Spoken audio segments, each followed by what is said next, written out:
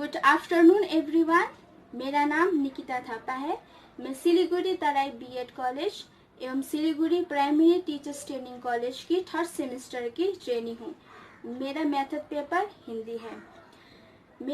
मैं आज आप लोगों को कर चले हम फिदा कविता को पढ़ाने जा रही हूँ। यह वेस्ट बंगाल बोर्ड के अंतर्गत हिंदी पाठ्य पुस्तक कक्षा 9वीं की कविता है।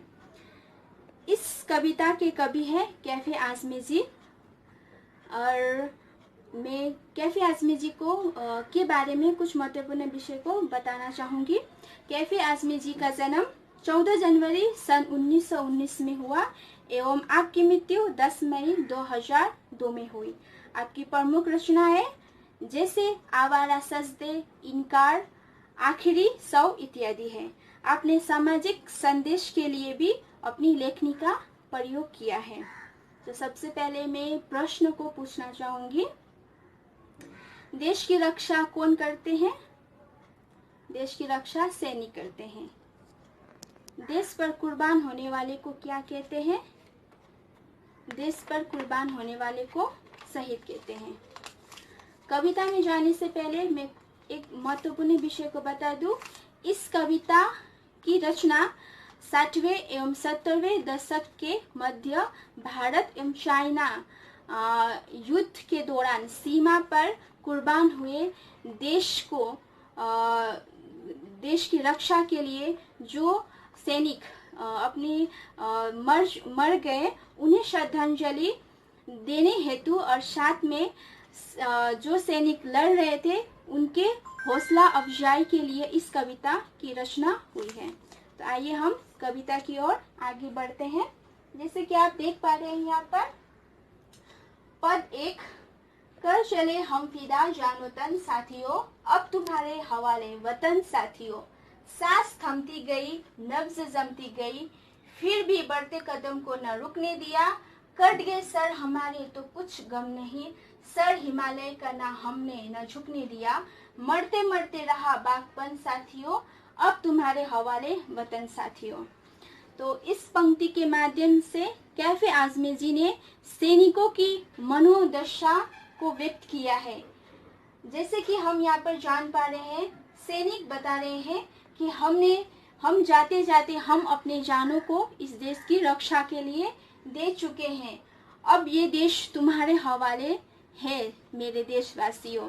हिमालय जैसी दुर्गम चोटियों पर भी जहाँ पर सांस लेना भी मुश्किल पड़ता है और ऐसा लगता है जैसे कि रक्त नसों पर बहने वाली जो रक्त है वो भी जमने सा लगता है, वैसी घड़ी में भी हम अपनी देश की रक्षा के लिए हम आगे बढ़ते गए। हम हंसते हंसते अपने सिर को भी कटाने के लिए हम तैयार हो गए। हम अपनी देश की रक्षा के लिए हम कुछ भी कर गए। अब ये देश की रक्षा अब तुम्हारे हवाले है देशवासियों। मरते मरते हम अपने वादों को हम पूरा कर गए। अब तुम्हारे हवाले ये देश की रक्षा करना है। देश वालों, हम अपने कर्तव्य को हम पूरा कर चुके हैं। तो आगे हम पद 2 की ओर आगे बढ़ते हैं।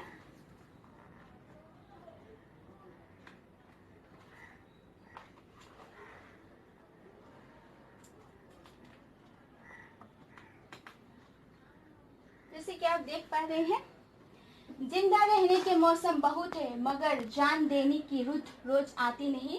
हुस्न और इश्क दोनों को रुसवा करे वो जवानी जो खून में नहाती नहीं। आज धरती बनी है दुल्हन साथियों, अब तुम्हारे हवाले वतन साथियों। इस पंक्ति ने कैफे आज़मी जी ने इस देश की तुलना दुल्हन के साथ में की है। तो यहाँ पर हम देख पा रहे हैं कि सैनिक के द्वारा बताया गया है कि जिंदा रहने के मौके बहुत सारे होते हैं हमारे जीवन पर, लेकिन सैनिक के जीवन पर जिंदा देश के लिए रक्षा के लिए अपने जानों को देना ये मौके किसी को मिलते हैं और कभी कभी मिलते हैं, और हमने इस मौके को तुम्हारे हवाले किया है देशवासियों। अब ये देश तुम्हारे हवाले है। इस देश की रक्षा अब तुम्हें करना है। हमने अपने मोहब्बत को, अपनी इच्छा को हमने छोड़ दिया है, हम उस चीज़ को नहीं सोचते हैं, हमने अपने सपनों को छोड़ दिया है। हम अपने जवानी के दिनों को इस देश की रक्षा के लिए हमने सौंप दिया है।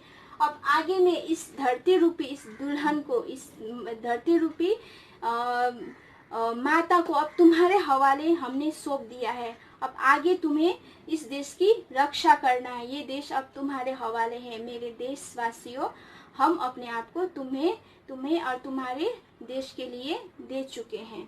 आगे हम नंबर 3 की ओर बढ़ते हैं। राह कुर्बानियों की न वीरान हो, तुम सजाते ही रहना नए काफिले, फतह का जश्न इस जश्न के बाद है, जिंदगी मौत से मिल रही है गले, बांध लो अपने सर पे कफन साथियों, अब तुम्हारे हवाले वतन साथियों। इस पंक्ति के माध्यम से काफी आज़मी जी बता रहे हैं कि जो देश के लिए जो लड़ते हैं, देश के लिए जो कुर्बान हो जाते हैं, उनके जो काफिले होते हैं, कतारें जो होती है वो कम नहीं होनी चाहिए।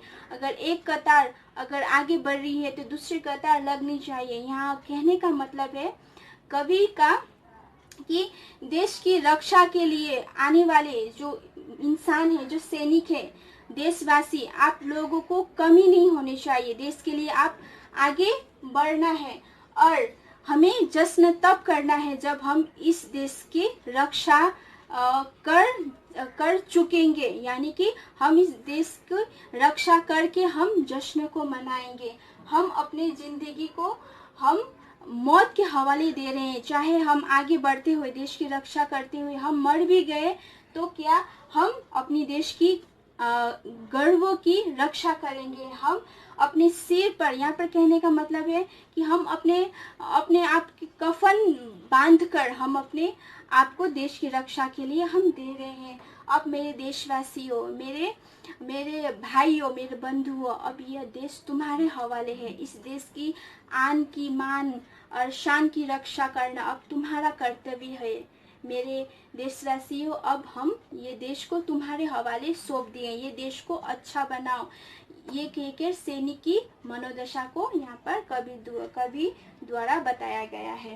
तो मैं इस कविता को यहीं पर रखती हूँ। आगे बढ़ते हैं पाठ के उद्देश्य की ओर।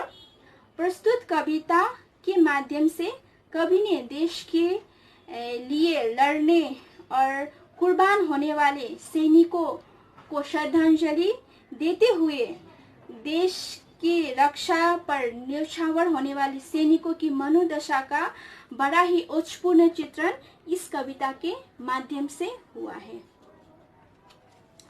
तो अंतिम में गृह कार्य आप लोगों को मैं दे रही हूँ। इस कविता को अपने शब्दों द्वारा व्यक्त करें। तो आज का पाठ मैं यहीं पर रखती हूँ। धन्यवाद।